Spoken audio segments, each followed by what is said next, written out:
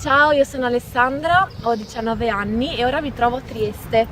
Da quest'anno vivo qui per studiare, frequento la facoltà di interpreti e traduttori, studio francese, spagnolo, tedesco e inglese e le lingue sono la mia passione da sempre. Ora mi trovo sul Colle di San Giusto, ai piedi dell'omonimo castello appunto di San Giusto, che è una delle attrazioni principali della città di Trieste. Questo castello ha un grande valore storico nonché civico, in quanto tutta la popolazione di Trieste risiedeva al suo interno ed è stato usato come fortezza di difesa contro tutti i nemici, in particolare i veneziani.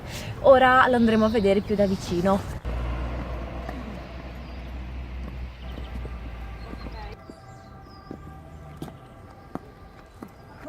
Eccoci arrivati al castello. Il castello dominava tutta la città e in particolare permetteva di controllare l'arrivo dei nemici dal mare. Adesso il castello è diventato un museo che conserva resti, reperti e sculture dall'epoca romana fino ai tempi più moderni. Qui ci troviamo tra le rovine di un antico foro romano